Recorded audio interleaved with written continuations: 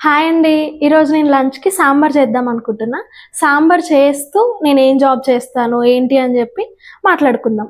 So, first sambar కోసమైతే ఇట్లా అన్ని వెజిటబుల్స్ నేను కట్ జేసి వాష్ చేసుకుంటాను.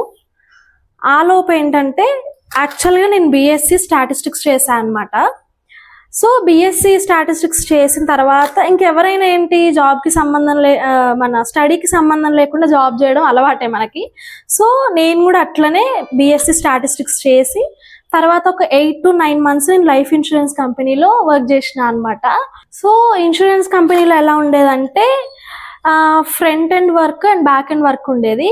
నేను 2 చేశా అనమాట. ఫ్రంట్‌లో ఉండేదాన్ని, బ్యాక్‌లో ఉండేదాన్ని.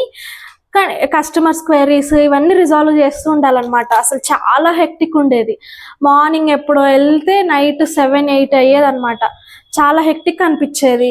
ఇంకా అక్కడ ఉండడం కూడా అంటే లైఫ్ ఇన్సూరెన్స్ ఇలాంటి వాటిలో పెద్ద పెద్ద పీపుల్ అంటే ఏజ్డ్ పీపుల్ ఉండేవాళ్ళు కదా. సో వాళ్ళతో నాకు మింగిల్ అవ్వడం కానీ చాలా కష్టంగా అనిపించేది. కానీ ఇంకా చేసా అట్లా.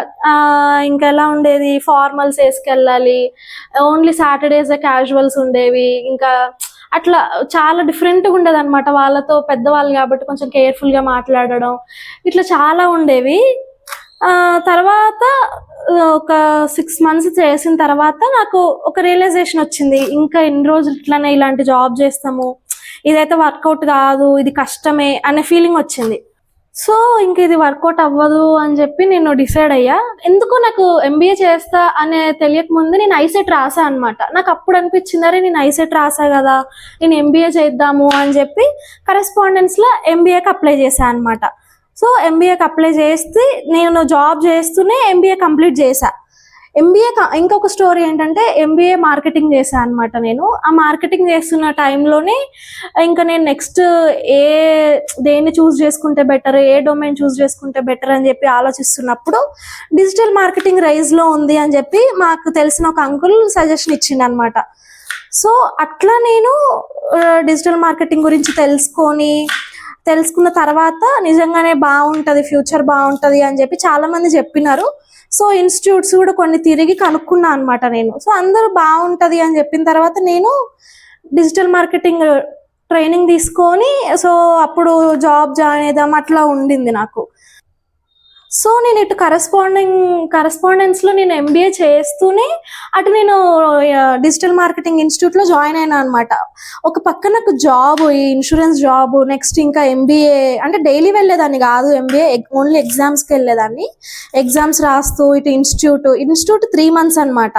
పంజగుట్టలో ఉండిద్ది. నేను ఉండేది సికింద్రాబాద్, నా ఆఫీస్ కూడా సికింద్రాబాదే. సో పంజగుట్టలో అనమాట పంజగుట్ట ఇన్స్టిట్యూట్కి వెళ్ళి మార్నింగ్ 7:30కి మళ్ళీ 9:30 వరకు ఇన్స్టిట్యూట్లో ఉండేదాన్ని. నాకు 10కి ఆఫీస్, మళ్ళీ 10కి ఆఫీస్కి వెళ్ళడం అట్లా. డిజిటల్ నెస్ట్ అనే ఇన్స్టిట్యూట్లో నేర్చుకున్నా నేను. వాళ్ళు 3 మంత్స్ అని చెప్పారు, కాకపోతే 3 మంత్స్ కోచింగ్ ఏమి ఇవ్వలేదు, 2 మంత్స్ ఇచ్చారు. ఇంకా అదంతా నాకు అంత ఫుల్ ఫ్లెజ్డ్గా నేను అక్కడ ఏం నేర్చుకోలేదు. చెప్పాలంటే ఇన్స్టిట్యూట్స్ అన్నీ అంతే, ఏదో థియరటికల్గా నేర్పిస్తారు కానీ అంత ప్రాక్టికల్గా ఏమి ఉండదు. నాకు ఇంకొంచెం తక్కువ ఉండిందని నా ఫీలింగ్. సో అట్లా అక్కడ నేర్చుకున్న తర్వాత నేను ఇన్సూరెన్స్లో జాబ్ మానేసా అనమాట. నాకు వేరే జాబ్ రాకుండానే నేను అక్కడ మానేసా. తర్వాత కొన్ని ఇట్లా నాకు ఇన్స్టిట్యూట్ నుంచి రిఫర్ చేశారు. సో అక్కడ నేను ఇంటర్న్గా జాయిన్ అయ్యా 3 మంత్స్. అమ్మో అసలు న్యూస్ ఏమంటారు, న్యూస్ కంపెనీలో జాయిన్ అవ్వడం అంటే అసలు ఈజీ పనే కాదు. అది ఎక్కడ మళ్ళీ మాదాపూర్ అనమాట. ఇంకా నాకు మామూలుగా లేదు. ఆ మాదాపూర్ వెళ్ళి అక్కడ జాబ్ చేయాలి. అక్కడ ఏంటంటే చాలా సిన్సియర్గా ఉండేవాళ్ళు. చుట్టూ టీవీలు ఉంటాయి, టీవీలు చూస్తూ న్యూస్ రాసేవారు. అక్కడ ఇంకా వీడియోస్ కోసం ఇంటర్వ్యూస్ జరిగేవి. ఇంకా నేను అక్కడ డిజిటల్ మార్కెటింగ్ అనమాట కంప్లీట్. ఆ వీడియోస్ అప్లోడ్ చేయడం కానీ వాటికి ఇంకా ఎస్ఈఓ చేయడం అట్లా నా రోల్ అక్కడ అదనమాట. సో అక్కడ 3 మంత్స్ వర్క్ చేశా. 3 మంత్స్లో అంటే ఇంక అక్కడ ఫ్రెండ్స్ అవుతారు కదా, నేను అక్కడ ఫ్రెండ్స్ ద్వారా 3 మంత్స్ తర్వాత బయటకు వచ్చా అనమాట. వేరే కంపెనీలో జాయిన్ అయ్యా. అక్కడ కూడా నేను ఎక్స్పెక్ట్ చేసిన కెరియర్ అయితే నాకేం లేదు అంతగా. అసలు చాలా డల్గానే జాయిన్ అయ్యా. నేను ఎక్స్పెక్ట్ చేసినంత ఎక్కడ నేర్చుకోలేకపోయా. అంటే మేబీ అక్కడ లేకపోతే అది ఉండడమే అలా ఉండిద్దో తెలియలేదు. కానీ అక్కడ కూడా బాగానే 6 months దాకా వర్క్ చేసా. అలానే నాకు నచ్చలేదు అలా అనుకుంటూనే 6 months దాకా వర్క్ చేసా.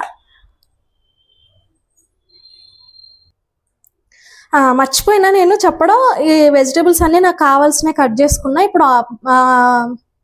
ఇప్పుడు పొటాటో కట్ చేసుకుంటున్నా. చాలా మందికి ఆలుగడ్డ వేయడం నచ్చదు సాంబార్లో, బట్ బాగుంటుంది, ఒకసారి ట్రై చేయండి. మాకు ఇష్టం అనమాట, సో అందుకని నేను ఆలుగడ్డ కూడా వేస్తా. ఈ ఆలుగడ్డ ఒకటి నేను సాంబార్లో వేసేస్తా, ఇంకొకటి ఉంది కదా దీంతో ఫ్రై చేస్తా అనమాట. సాంబార్కి పక్కన నంచుకోవడానికి ఆలుగడ్డ ఫ్రై చేస్తా. సో ఇంకా వేరే కంపెనీలో జాయిన్ అయ్యాక నాకు అక్కడ కూడా పెద్దగా నేర్చుకోవడానికి, అంటే నేను నేర్చుకోలేదేమో నాకు తెలియదు, కానీ నాకేం అనిపించలేదు, కొత్తగా అనిపించడం అట్లా అనిపించింది అనమాట. శాలరీ కూడా చాలా తక్కువ, నాకు ఇన్సూరెన్స్లో ఇచ్చేదానికంటే కూడా చాలా తక్కువ, బట్ స్టిల్ కెరియర్ ఉంటుందని చెప్పేసి నేను జాయిన్ అయ్యా. అక్కడ అలానే కింద మీద పడి ఎట్లనో 6 months 7 months వర్క్ చేసిన. ఇంకా తర్వాత నాకు నచ్చలేదు అక్కడ కూడా క్విట్ అయ్యా.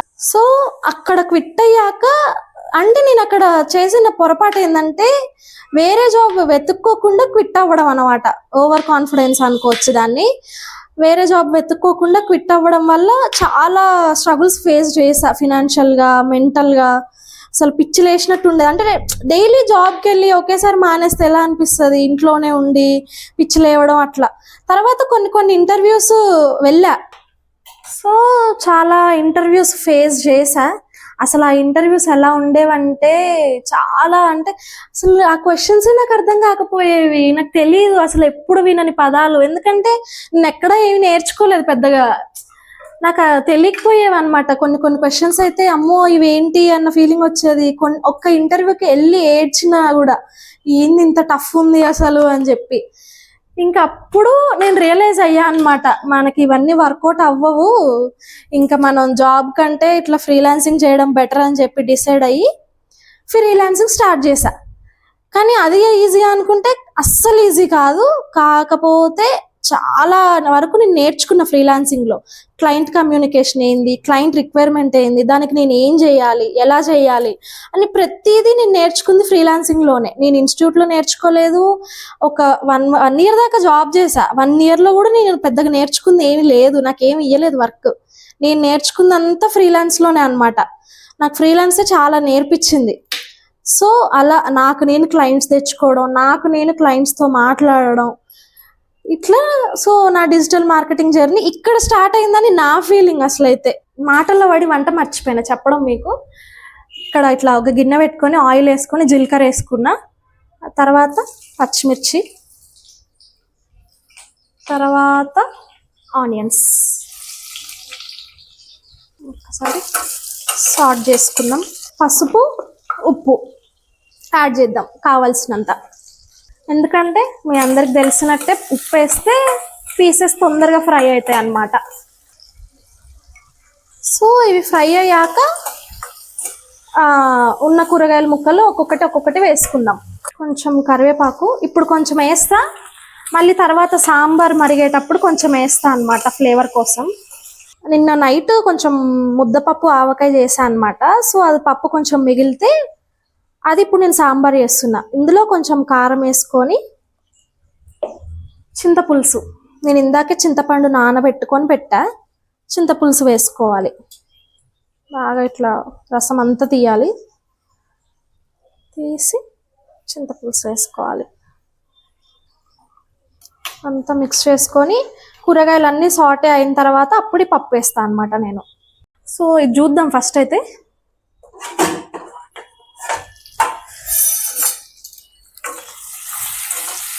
సో ఇవి ఫ్రై అయినాయి, టమాటాస్ కూడా వేసుకుందాం.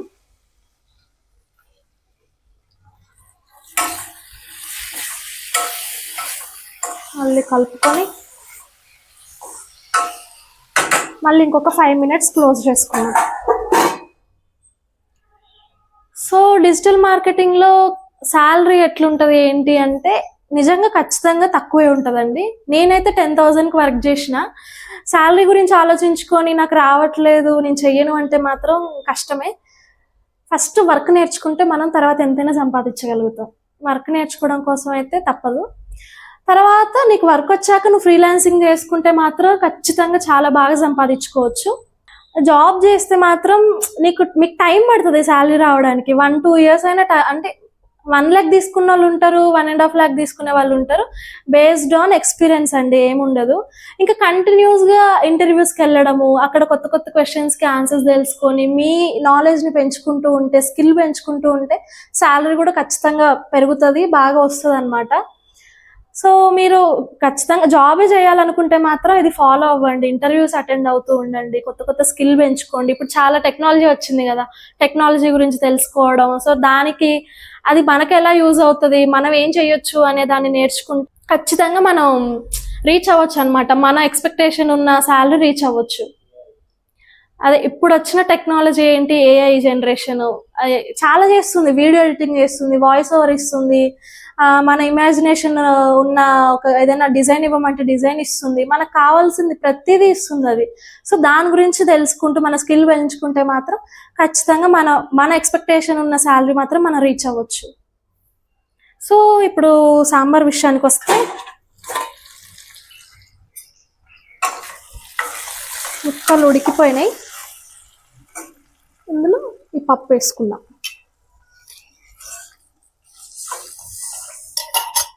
సో ఒకసారి టేస్ట్ చేసి ఇంకేమన్నా వేయాలా ఏంటి అని చెప్పి చూద్దాం.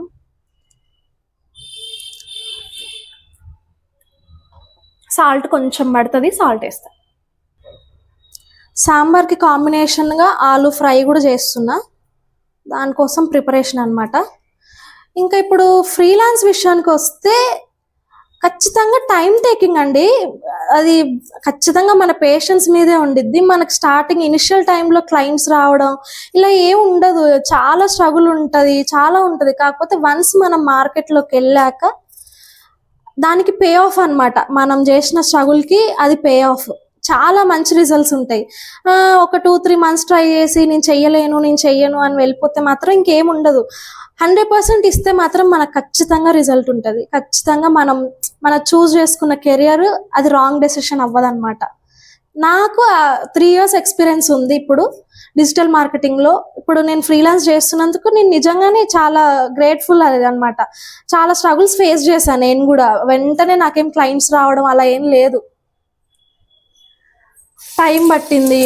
ఒక 4-5 months. యాక్చువల్గా నాకు ఇనిషియల్ స్టేజ్లో ల్యాప్టాప్ కూడా లేకుండే. నేను ల్యాప్టాప్ కొనుక్కోవడం కోసం 1 month వెయిట్ చేసి ల్యాప్టాప్ కొనుక్కొని అప్పుడు వర్క్ స్టార్ట్ చేయడం చేసి నాకు చాలా టైం టేకింగ్ అనమాట. కాకపోతే ఇప్పుడు లైఫ్ బాగుంది. నేను ఫ్రీలాన్సింగ్ స్టార్ట్ చేసి కూడా ఆల్మోస్ట్ 1.5 year 2 years అవుతున్నట్టుంది. అంటే నేను చెప్పా కదా నేను 1 year వర్క్ చేశా అని చెప్పి. తర్వాత అంతా నేను ఇందులోనే ఉన్నా, నేను ఫ్రీలాన్సింగ్లోనే ఉన్నా. ఇనిషియల్ టైంలో నిజంగా చాలా స్ట్రగుల్ ఫేసింగ్ ఉండిద్ది. తెలిసిన వాళ్ళ నుంచి క్లయింట్స్ వస్తాయి, కాకపోతే అవి అంత ఉండకపోవచ్చు, చాలా జరుగుతాయి. ఎప్పుడు కానీ అస్సలు డిమోటివేట్ అవ్వకుండా దీని మీదనే వర్క్ చేస్తే ఖచ్చితంగా సక్సెస్ అనేది ఉంటుంది. సో ఆలు ఫ్రై కోసం ఆలు కట్ చేస్తున్నా. నేను ఆనియన్ వేసుకోను, ఆనియన్ లేకుండానే ఫ్రై చేస్తాను అనమాట. ఎందుకంటే సాంబార్లోకే కాబట్టి ఆనియన్ ఏం యూజ్ చేయను. డిజిటల్ మార్కెటింగ్కి స్కిల్స్ ఏమేమి కావాలి అంటే, ఫస్ట్ థింగ్ అండి మార్కెటింగ్ నాలెడ్జ్ ఉండాలి, దాంతోపాటు కమ్యూనికేషన్ స్కిల్స్ ఉండాలి. ఎందుకంటే ఇప్పుడు నువ్వు క్లయింట్తో మాట్లాడాలి, నీ సర్వీసెస్ ఏంటి అని ఎక్స్ప్లెయిన్ చేయాలి. నీ కమ్యూనికేషన్ సరిగ్గా లేకపోతే తనకు ఎలా కన్వే అవుతుంది? నీ సర్వీసెస్ని నువ్వు క్లీన్గా నీట్గా ఎక్స్ప్లెయిన్ చేయగలిగితే, నువ్వు రిటర్న్లో క్లయింట్కి ఏమి ఇవ్వగలవు అనేది ఎక్స్ప్లెయిన్ చేయగలిగితే దెన్ క్లయింట్ మనకి ప్రాజెక్ట్ ఇచ్చే అవకాశం ఉంటుంది. కాబట్టి నీకు కమ్యూనికేషన్ స్కిల్స్ ఉండాలి, మార్కెటింగ్ స్కిల్స్ ఉండాలి. అది ఉంటే ఓకే.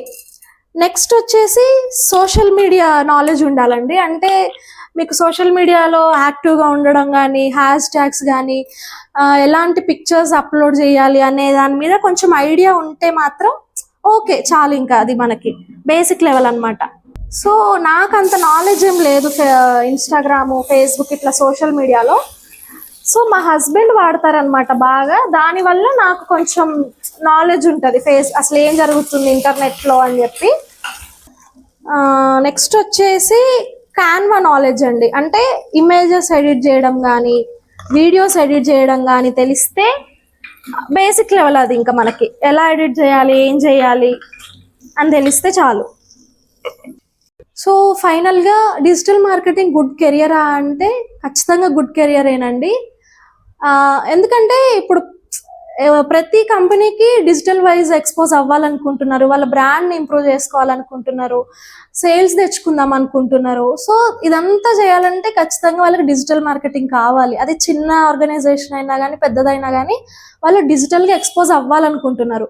సో దీంట్లో డిజిటల్ మార్కెటింగ్లో ఖచ్చితంగా కెరియర్ ఉంటుంది. దీనికి డిగ్రీ అవసరమా అంటే అవసరం లేదండి. డిగ్రీ లేకపోయినా కానీ స్కిల్ ఉంటే సరిపోతుంది.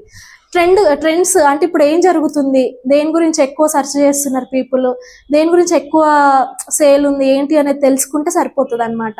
ట్రెండ్ని ఫాలో అవ్వాలి బేసిక్గా. సో ఇలా చేస్తే బాగుంటుంది. సో పీసెస్ ఫ్రై అయిపోయినాయి, కారం వేసుకుందాం. సో ఇది రోజు మా లంచ్. సాంబార్, ఆలు ఫ్రై, రైస్, ఇంకా పెరుగు. సో మేము తినేస్తాం, మీరు కూడా తినేయండి. డిజిటల్ మార్కెటింగ్ గురించి ఏమైనా డౌట్స్ ఉంటే కామెంట్ చేయండి.